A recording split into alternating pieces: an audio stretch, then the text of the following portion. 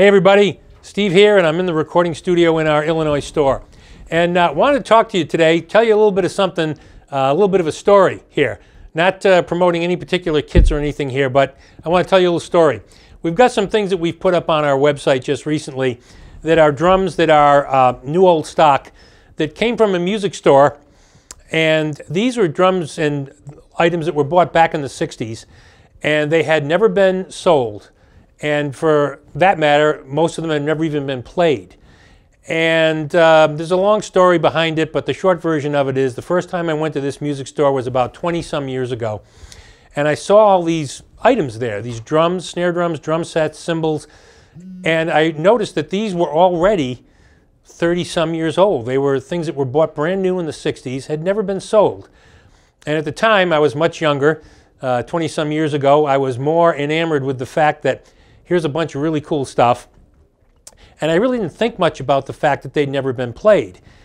So I bought a couple of things, couldn't buy too much because he wanted too much money for everything. But long story short, that business eventually went out of business, and we have been able to acquire many of those items recently.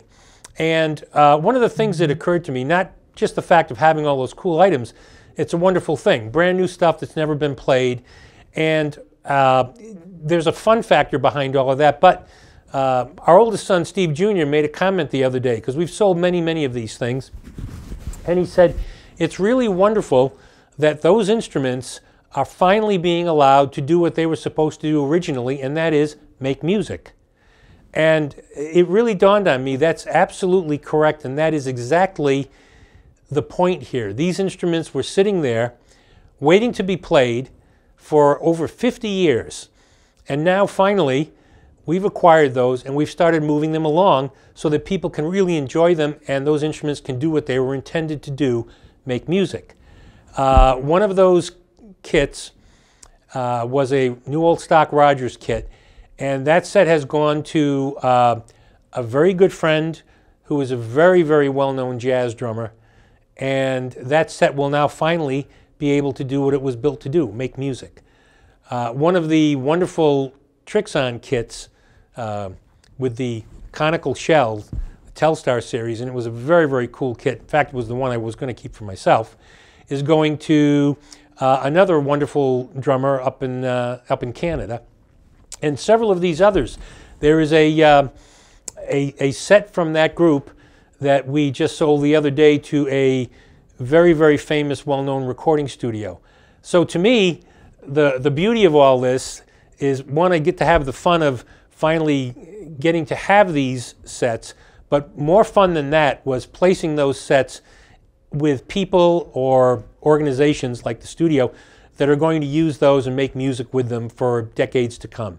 So it's been a lot of fun, and there's still other items we have from that group of items that we're selling, and I'm going to keep one of those tricks on kits for myself, a little bit of a remembrance back to how that story began, and have a little kit here to play, one of the Telstar kits I'm going to keep for myself.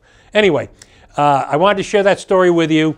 Don't want to sell you anything today, just want to share that story with you. And if you have the opportunity to come across things like that at some point, I would suggest have them, own them for a while. Be the caretaker of those instruments for a while, and then move them along so that they can be enjoyed and make music, which is what they were intended to do. So, thanks everybody, and you can always visit us at maxwelldrums.com.